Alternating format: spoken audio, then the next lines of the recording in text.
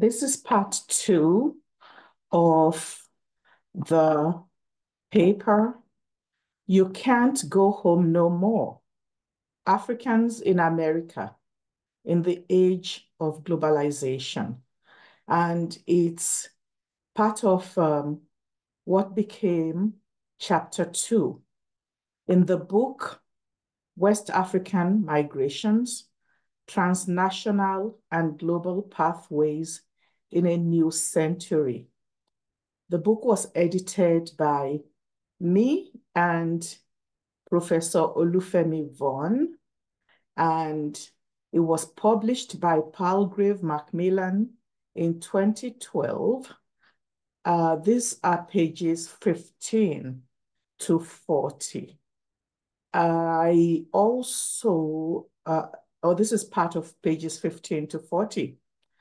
The book is part of a pair of books. The other one is titled Transnational Africa and Globalization. After doing that project, I also began to teach a course at Brooklyn College titled Transnational Africa and Globalization. And that course is a capstone course in my department for students in political science. So our seniors take it. So now to the part 2.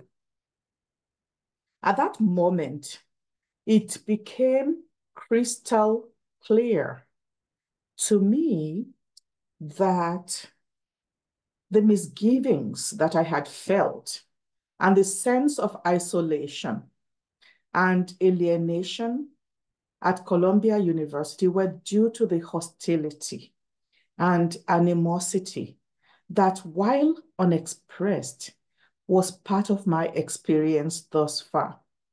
I was alien to the faculty, and so were they to me. I had no way of understanding why people could be so cold, brutal, and uncaring. In the effort to excel and succeed, I had failed to carefully assess the institution and its approaches. I went in thinking that if one tried hard, studied, focused, it was sufficient. I had bought into the hype about academic objectivity. Well, my bubble was burst. I walked out of my advisor's office in a daze, but I was determined to pass that examination, to prove it was not impossible. And I did. After this, we had the frank talk that I had promised. I expressed my disappointment clearly, lucidly, and calmly. The whole experience was an epiphany. I told my advisor that he had been racist and sexist, and that he had profiled me as a potential failure. He apologized and remained my advisor until I completed my dissertation. He also wrote me a letter of recommendation for my first job. Matter of fact, if I hadn't received that letter, I probably would still be looking for a job. Some people maintain a lifelong relationship with their advisors and regard such individuals as mentors. I have not been so lucky. In many ways, I self-mentored, particularly while I did the research for and writing of my dissertation, which also coincided with my second experience of motherhood. Not having a mentor has meant that many things that should have been easy for me were either unattainable or unbelievably difficult. But being the product of my historical circumstances prepared me for the challenges. I had been raised to believe that with God on one side, nothing is impossible. And that when the Yorùbá say, "Àtẹ́lẹwọ́ ẹni la fi ń tún ìwà ẹni ṣe," it means that hard work will change even a negative into positive, as long as one perseveres. So no wonder Colombia did not know me, and I could never understand the place and its peculiarities. When I graduated 12 years after I first set foot in Columbia University with a master's in hand when I first went in, and also at the time I first went in with the confidence in my abilities that I knew was not due to conceit, but could be demonstrated in grades earned from courses taken and ability to participate actively in scholarly discussion. It was not one moment too soon. I also resented the length of my PhD experience and the profound lack of support that I had experienced. I toyed with the idea of not going to graduation because I wanted to leave the place and never be back. But at the time, I had 2 children. I wanted to show them that their mother had accomplished something worthwhile and worth celebrating. So we all went to graduation and we had a grand party. I proceeded to look for a job and soon got one in the Department of African American Studies at Fordham University. From Fordham, I moved to Brooklyn College's Department of Political Science. Climbing up the ladder has not been easy, but again and again, I draw on the sayings, aphorisms, and wisdom of my people and on my faith in God and a belief that was drilled into me as a young child through conversations, through my oriki, through exhortations, through counseling by my parents, grandparents, numerous aunts, uncles, and elders, that God had created me for something special. I've often been asked why I'm so happy. Well, I'm not always happy, but I think it is this belief that is responsible. It makes me irrepressible and optimistic in the face of adversity and gives me the edge that I need to be tenacious, irrepressible, and outspoken when the occasion warrants. If at all I go back home, it is to this sense of who I am and where I come from that is deeply embedded in my consciousness, because I can always go back to a time and place when I was valued, treasured, nurtured, and groomed for greatness. For this, I thank my parents and family. Can I go back home to the Nigeria that I left before coming to America? Never. Nigeria has changed.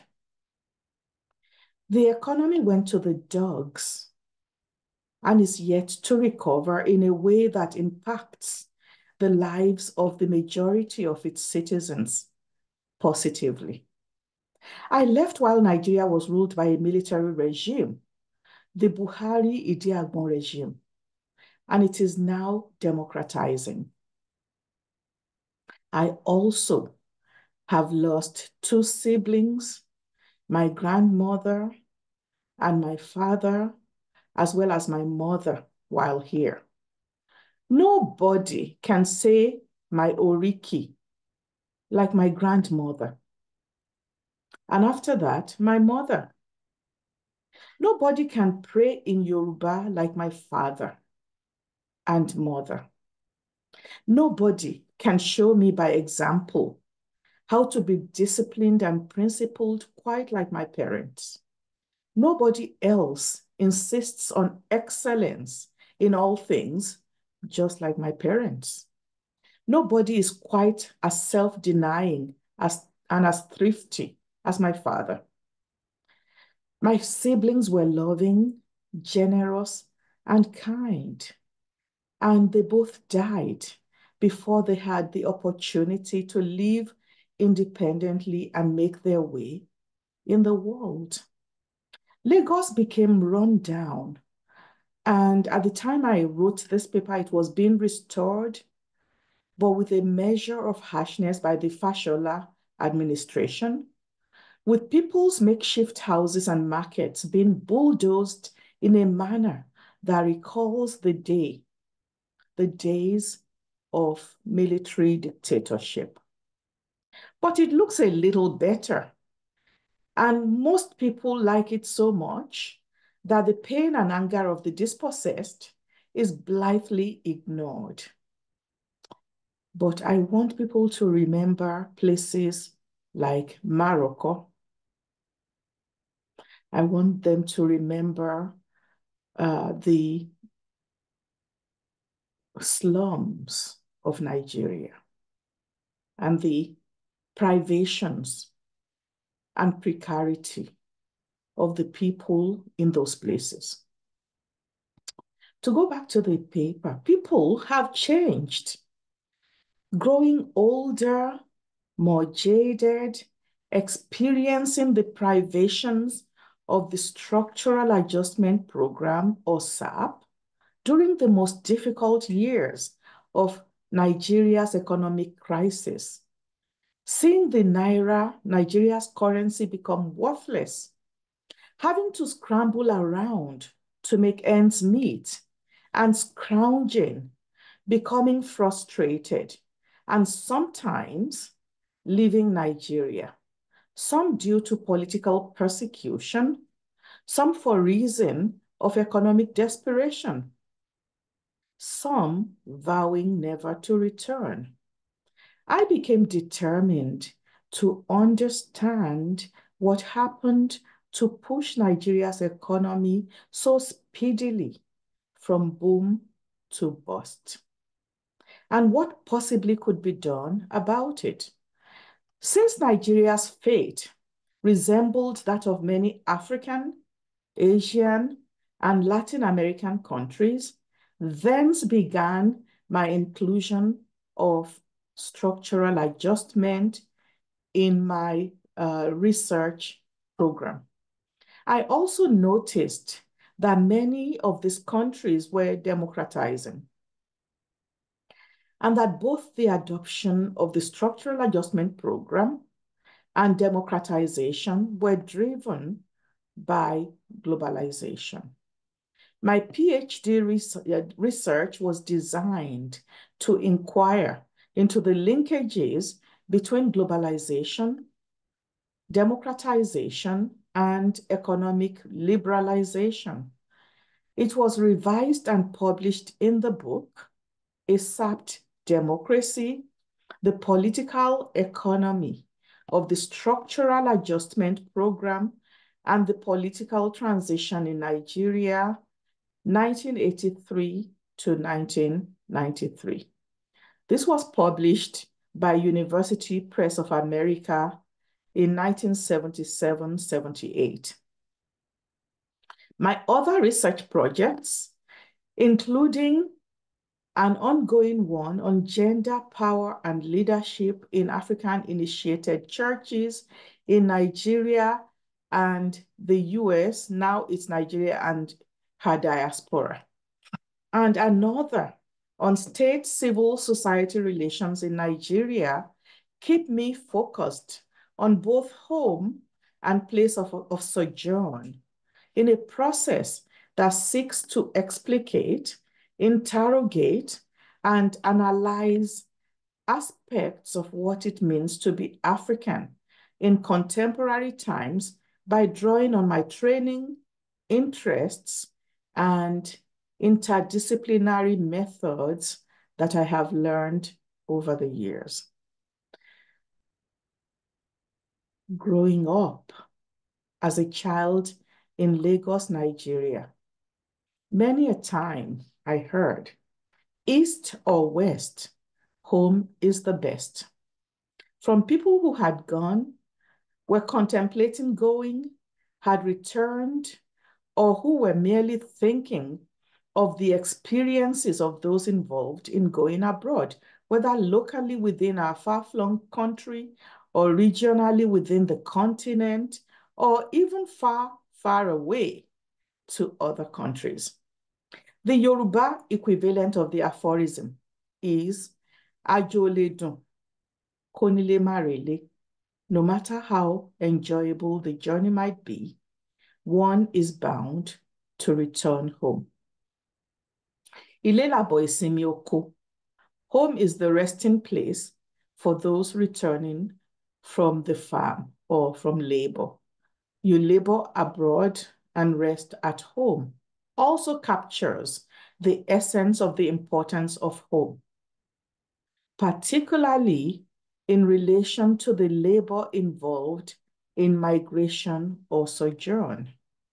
My dissertation enabled me to explore aspects of home, particularly the drastic changes that wreaked havoc on the social and economic fabric, while legitimizing authoritarianism again, making home elusive, since the ambience and comforts of the known home were no longer available, and sometimes seem like an elusive dream given the realities of the present. Regardless of the allure of becoming one of the few highly regarded, well-educated Nigerians in the US, I'm Yoruba, and the emotional roots of my identity are located in this primordial origin. I have never taken the time to navel gaze in a manner that interrogates and explicates why I am so emotionally invested in being Yoruba. But in the first place, it occurs to me that it's one of those things that I cannot help. My formative years and earliest memories have been shaped and marked by Yoruba. I was surrounded by it, immersed in it, and now it is part of me. I could not discuss my Yoruba. I could not discard my Yoruba identity, even if I wanted to. So the various Yoruba sayings that are germane to this discussion are drawn in to make meaning of these experiences. I already mentioned some above and will repeat them for emphasis. Ajoledun, Konile Marele. No matter how enjoyable the journey might be, one is bound to return home. Ilé làbọ̀ ìsinmi oko. Home is the resting place for those returning from the farm or from labor. You labor abroad and rest at home. Yorubas also pray that one would carry okodele, take the profit made on the farm or in sojourn or as a migrant back home. I often think of my sojourn in North America in these terms, and despite 4 decades here, it does not feel like home. And yet, where is home? On identity, Yorùbá say, ọmọ àlè ló ń fọwọ́ òsì júwe ilé bàbá rẹ̀. It is a bastard that points out her father's house with the left hand, or it is a bastard that is not proud of her heritage. I also grew up surrounded by the notion that I was somebody, and nothing reminds me of this better than my oriki, my praise poetry, which my mother recited any time she was pleased with me, but my grandmother liberally bestowed on me each and every morning. And various of my thousands of relatives who encountered me recalled and declaimed regularly. Thus, I am Anike Ogo, Ogomoro Yekanba, ọmọ lọ́rọ̀ lọ́rọ̀, ọmọ lóhun lóhun, ọmọ aṣiwèrè ènìyàn ní jẹ́wọ́ ọ̀rọ̀ nípẹ̀rẹ́, àní mo lówó, mo bímọ, ọmọ oúnjẹ kòkò, ọmọ koríko tí ò bójú rẹ́, ọmọ pàgbòjẹ pàgbòtà, èyí alágbòrí ò gbọ́dọ̀ wí, bó bá wí ṣe ni bàbá Olúbọ́dún pa wọ́n jẹ, and so on and so forth. This poetry is long, epic, full of the glorious valor of my forebears on my mother's side, and calls upon me not to deviate from their honorable path. I also have oriki from my father's side, but I'm not going to read that. And what I read of my mother's side oriki for me is a brief snippet. So, the oriki that I read also speaks of some of the excesses of my glorious forebears. I always strive to live up to the good parts of my heritage and legacy because I come from an honorable family. And my oriki brings up the excesses that my forebears had as cautionary tales and injunctions that exhort me to do better. I have been guided by the principles informed by this injunction in both personal and professional life. My section of Yoruba land happens to be located in Nigeria, an admixture of Ijebu on my father's side and Oyo on my mother's. For reasons of family politics, I'm much more familiar with my Oyo relatives than the Ijebu side of my family. So although I don't know my entire Oriki from either side, the Oriki and even the dialect of Yoruba that I speak, know, and remember more of is the Oyo and not the Ijebu Oriki. This may sound unusual for some because the expectation is that one would be more hooked into one's paternal origins. But I was not familiar with my Ijebu relatives to the same degree that I was with my Oyo kin. My father hosted meetings for his hometown association in Lagos in our residence. These were often business meetings where hometown issues were considered and discussed ad infinitum. In Ijebu, rather than the Lagos Yoruba that us children were used to. Other than greeting and serving, children were meant to be seen rather than heard. To the contrary, we were almost always around our Oyo relatives, and they also spoke Oyo Yoruba, regaling us with stories, jokes, reminiscences that were heavily spiced with proverbs and morality tales. There were also fables, children's stories, songs, and much merrymaking, just through talking and having conversations. Given that my house is what my children describe jokingly as quote unquote motel Okome, since we have house guests with a degree of regularity that my children found peculiar, different and interesting from what obtains with many of their friends.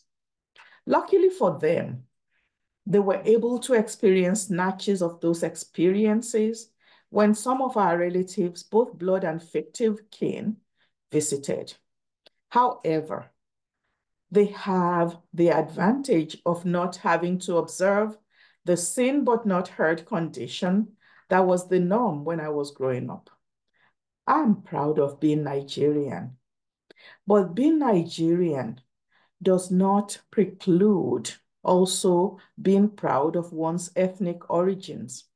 And it may not necessarily motivate or inspire in the same way as ethnically derived identity. Why? This is a question made more relevant because I have been in the US now for 42 years, going on 43. And I have traveled to all the continents. I suspect that the nation Nigeria still has a long way to go when it comes to inspiring a sense of allegiance in its people. Most Nigerians have been more disappointed than encouraged by their nation. The promise of independence is yet to be met. For me, in addition to the ambivalence generated by Nigeria, the immersion in and inspirational power of my Oriki from people who truly loved me. This is what is at the heart of my allegiance. The stories, fables, reminiscences, and conversations of my early years have stayed with me, even as Nigeria has changed radically from independence in 1960 to the 1970s, from a country awash in oil money to the arrogance that the windfall produced, the profligacy of its leaders. Without most of the poor having enjoyed any of the benefits of the oil wealth, it was quickly dissipated. And by the tail end of the 1970s, there were portents of growing indebtedness that increased in tempo as the 1980s progressed. From independence to the 1980s, there were also several military coups. As a full-grown adult on summer vacation forays into the Catskill Highlands of New York, I was drawn to Lou Rawls' version of You Can't Go Home No More in the album At Last, produced by Capitol Records in 1989. And it occurred to me that this song captured my dis-ease and discontent about not feeling at home in the same ways as I was when I was a child, when I made my annual summer trek back to the land of my birth. However, it was equally, if not more distressing, when I go back any given year. I justify this by thinking and saying that as a political scientist, my identity is worth nothing if not connected to the political expression thereof. However, what I feel so deeply goes further than that.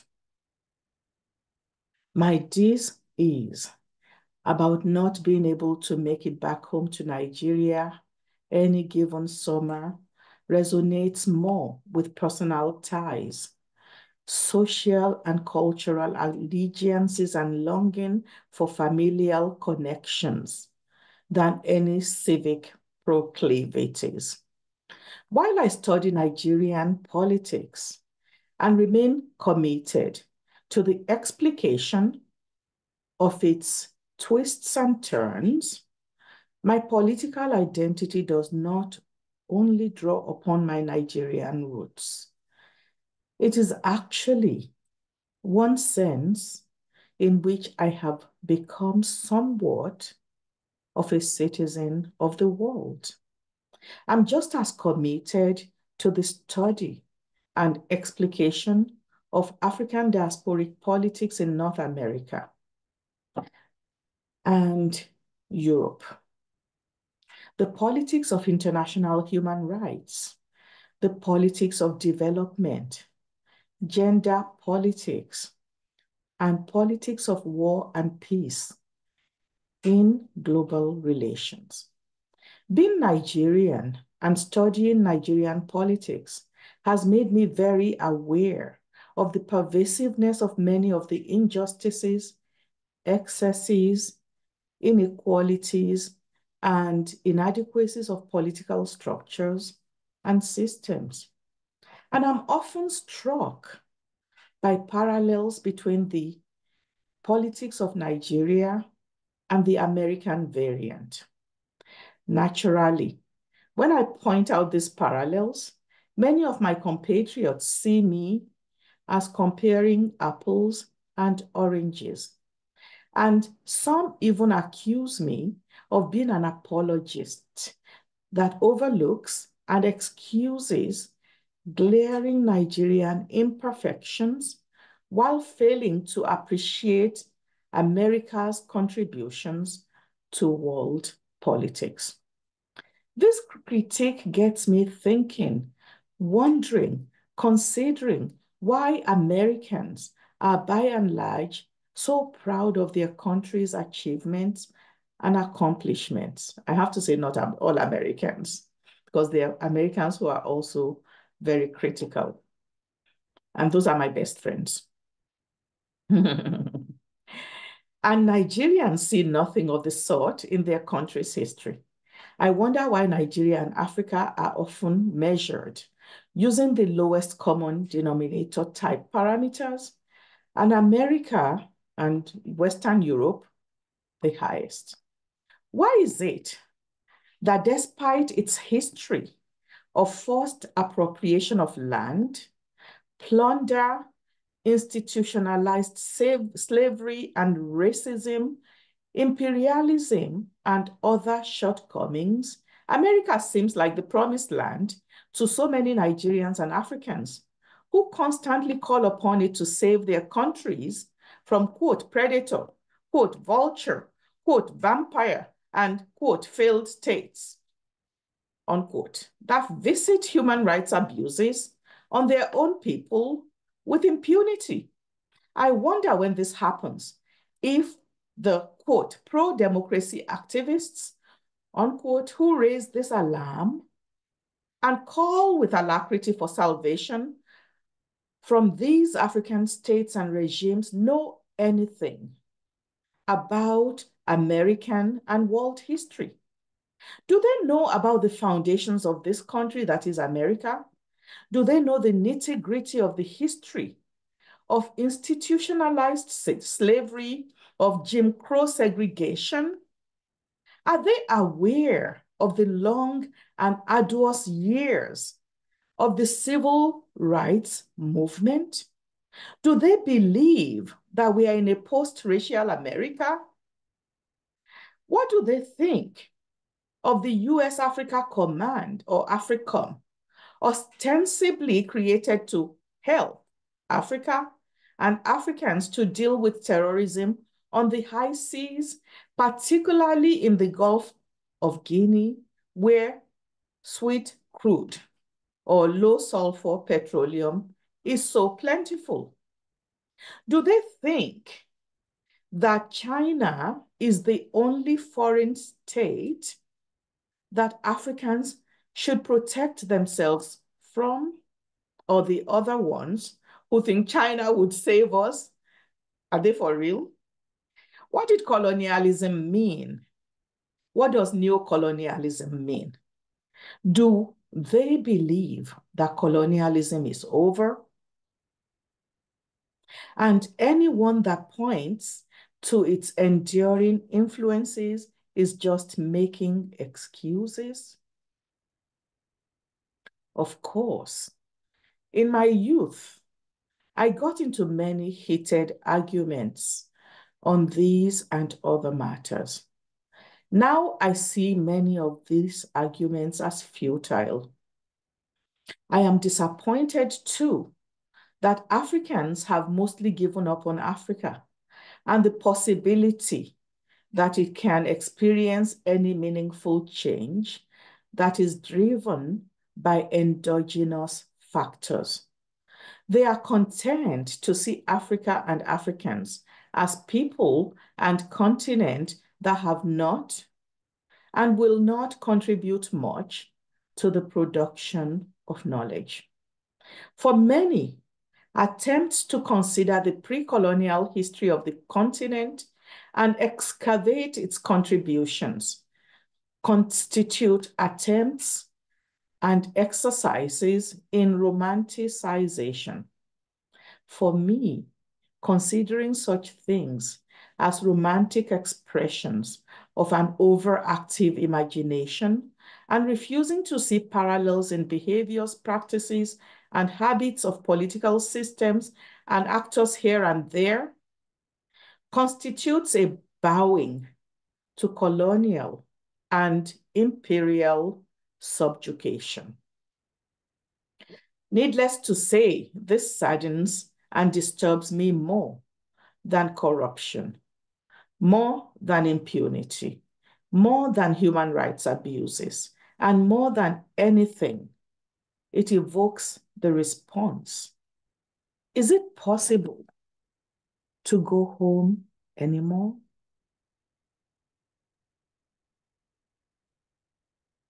Going home, as I say it, would have to encompass a return to the embrace of the humanity of Africans as an embrace of our cultural traditions, ethos, philosophies, not in terms of churning out like colonized parrots their inadequacies, but to document, laud, preserve, and build on their contributions to the global pool of knowledge.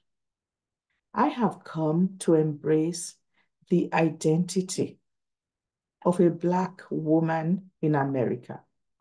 However, I would only be fooling myself if I pretended that this political stance totally coincides with my emotional identity.